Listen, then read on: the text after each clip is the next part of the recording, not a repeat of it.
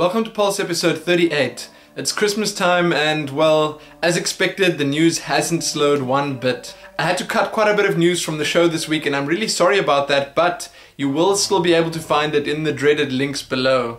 So in the spirit of saving time, let's get straight to the news.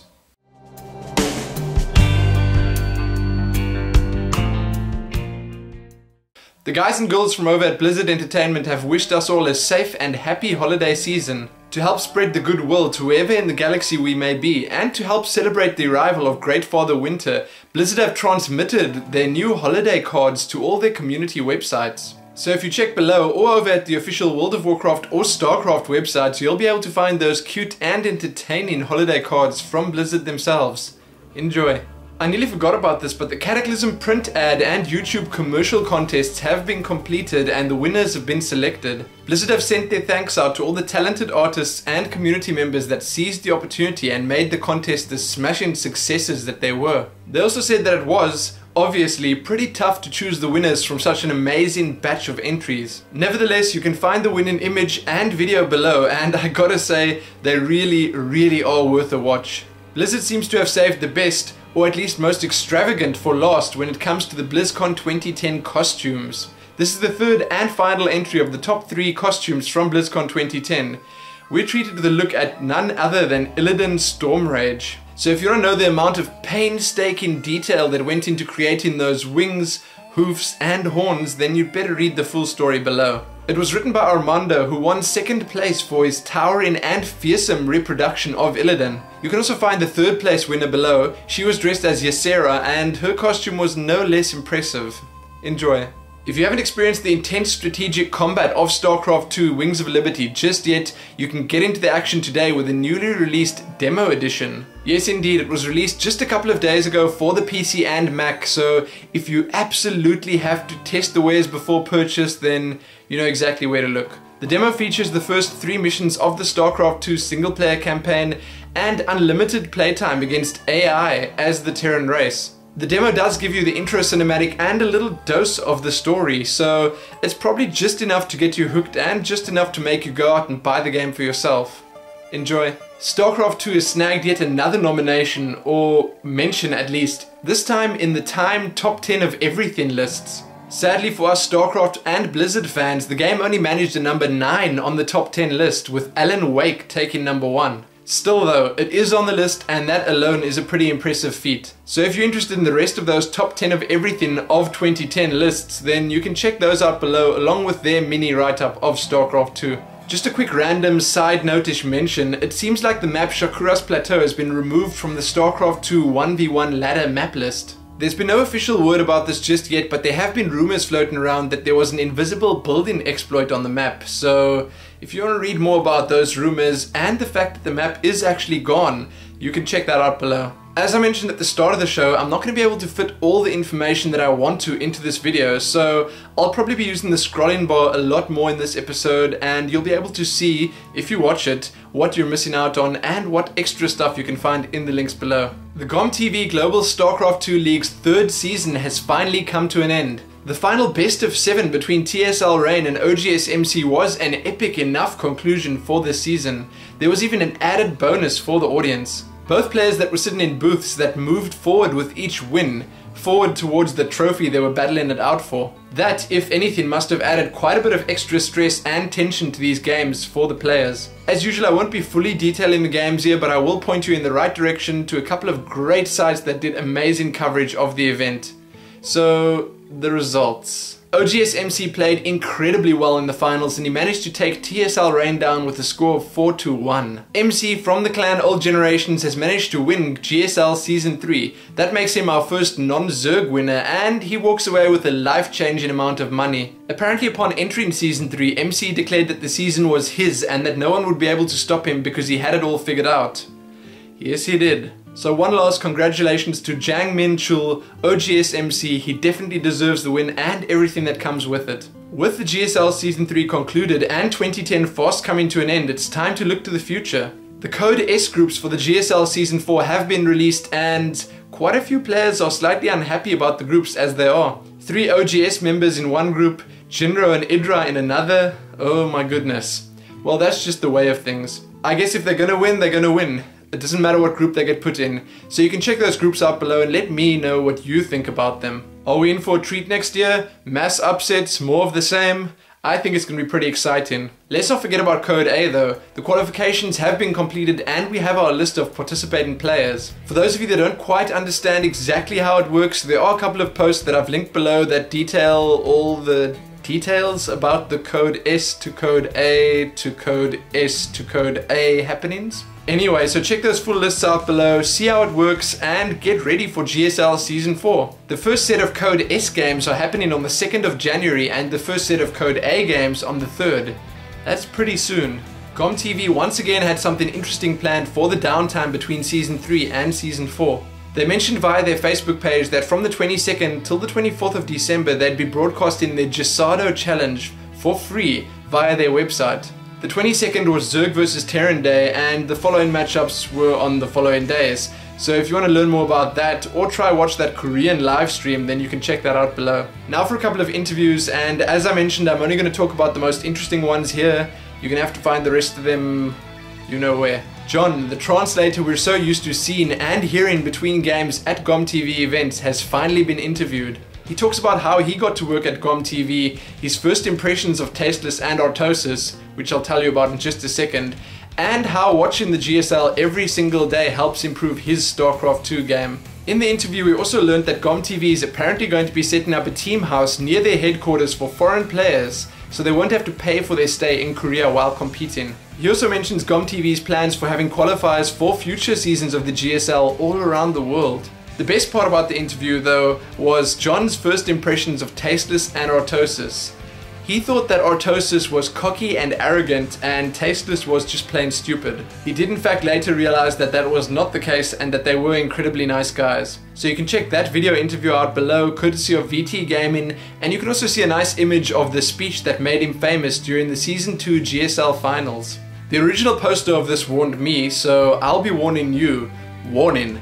Massive 5,000 word interview incoming. GSL 1 winner Fruit Dealer was recently interviewed and the interview popped up on Phomos Korea. As I mentioned, this is a very extensive interview and he covers all of it. From how he got into StarCraft 2 to the first, second and third seasons of the GSL and much more. There are also some amazing photos there, so any of you Fruit Dealer or Zerg fans out there should probably give it a read. Thanks to the great members of the Team Liquid community for translating that. The guys over at sn.se have an interview up with the Terran superstar that made the round of 4 in the GSL Season 3, Jinro. They talked to him about his thoughts on South Korea, the GSL and his games there. So along with that interview I've also included a couple of nice Jinro wallpapers below for all you fans out there. You definitely don't want to miss that. Sebastian from over at Polygon Review has another set of interesting and, as always, informative interviews up. This time he speaks to two big names in the StarCraft 2 world, JP McDaniels and none other than the fan favorite Huck. The interviews are packed with StarCraft 2 goodness and awaiting your no doubt longing ears.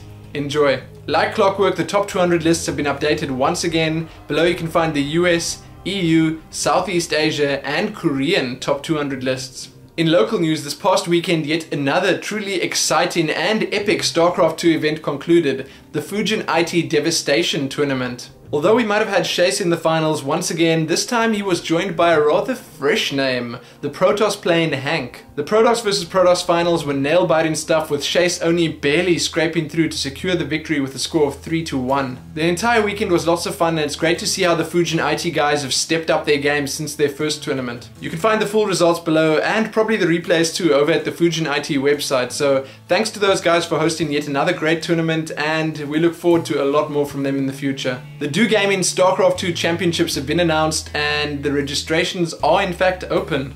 I urge every single one of you to enter the competition because more interest means more competitions and more prizes, so it makes sense to enter. 40,000 Rand has been allocated as prize money between StarCraft 2 and Battlefield Bad Company 2. Check below for the full official announcement and the registration links. And remember guys, if StarCraft 2 can outmass Battlefield Bad Company 2, the chances are good we're going to get a bigger cut of that prize pool. The championship is set to kick off on the 18th of January, so whether you're a pro or a beginner, what are you waiting for? Sign up now. Let's move on to the World of Warcraft news.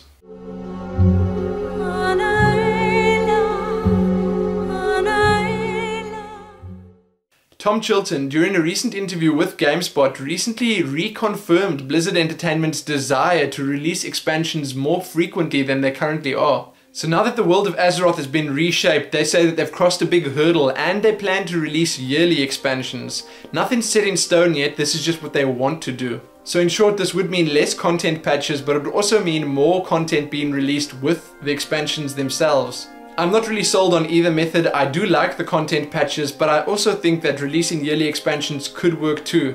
The only problem is it would cost a little bit more. So you can read the full interview over at GameSpot or in the links below. Blizzard have recently put up another post about the new World of Warcraft trading card game set, Worldbreaker. They examined the Horde faction and how it's expanded, evolved and improved. We have a look at some of the cards from the Goblin faction, Exi the Windshaper and Trade Prince Galliwix, as well as the Tauren Paladin Requa Proudhorn. The new set and the cards therein look really cool, so if you want to check that out, you know exactly where to look. In the next post, the Alliance will meet their furry new friends, so keep a lookout for that and keep checking back here for more. The next couple of sets of hotfixes are upon us, and Blizzard have once again proved that they are definitely always looking out for the players' best interests.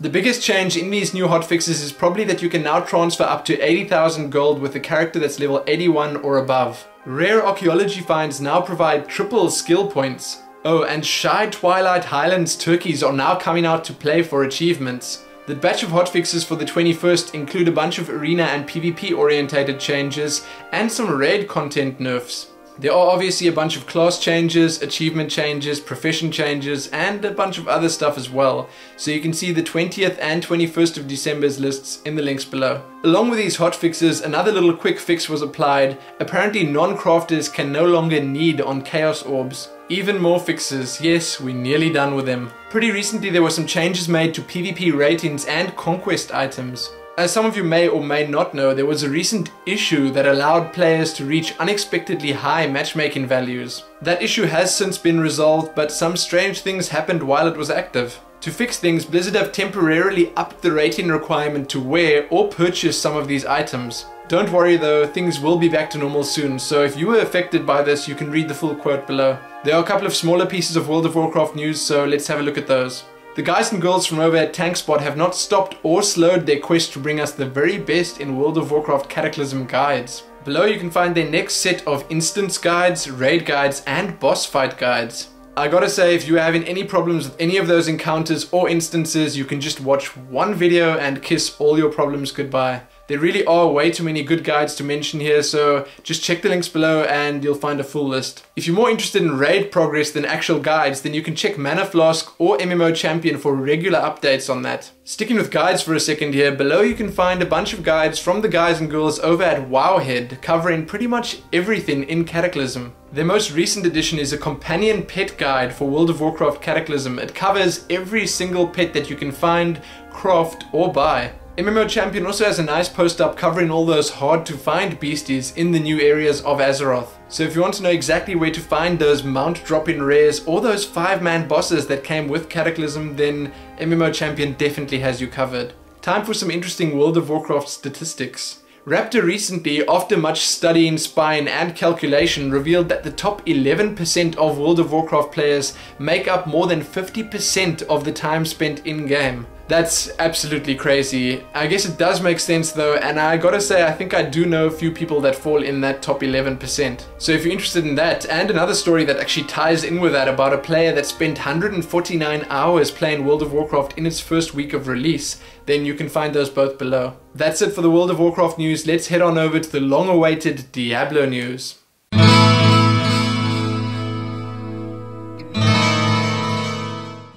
I saved the best for last, some proper Diablo news. Blizzard has added an encounters page to the official Diablo 3 website. Some of the information we already knew, such as monsters being categorized into subtypes based on their behavior, but at least it does greatly expand on that information. Blizzard does mention that they want to make the encounters with the grisly and grotesque beasts in Diablo 3 much more exciting and engaging than they were in the previous Diablo games. They also say that there's a big challenge in making it more tactically interesting while not removing the accessibility, speed and forward momentum that the Diablo series of games are known for. So that's pretty much what they explained on this new page, and I gotta say, with the amazing new screenshots they gave us, it's definitely worth checking out.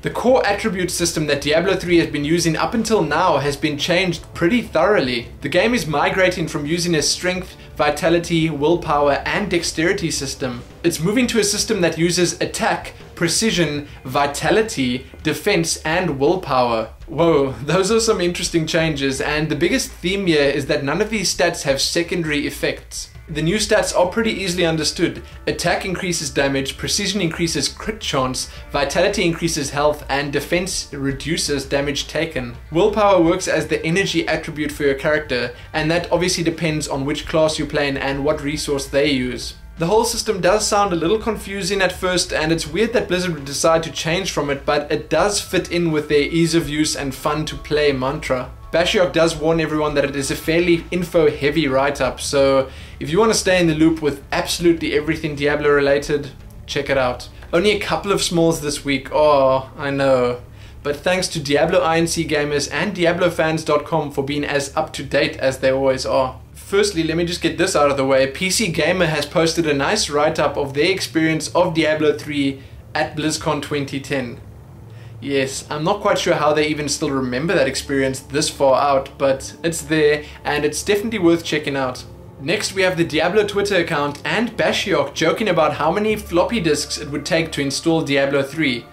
Apparently around 3,400 3.5-inch floppies. After that we have a few words about Bashiok's shady past and his apparent Cataclysm addiction, so if you want to read those interactions, you know where to look. Then we have some actual Diablo related information. A fan recently asked about the grenades that the Demon Hunter keeps throwing around and asked if they're meant to be that hard to aim with. The answer was short and sweet. They are meant to be hard to aim with, and you can pull some pretty sick tricks off with them. So sadly that's all I have for you this week, and I sure hope you make use of those links below for all that extra news. I'm gonna love and leave you though, because I have a lot of Christmas preparations to get to, posts, and most importantly editing to do. Have a great Christmas and I will see you all again soon.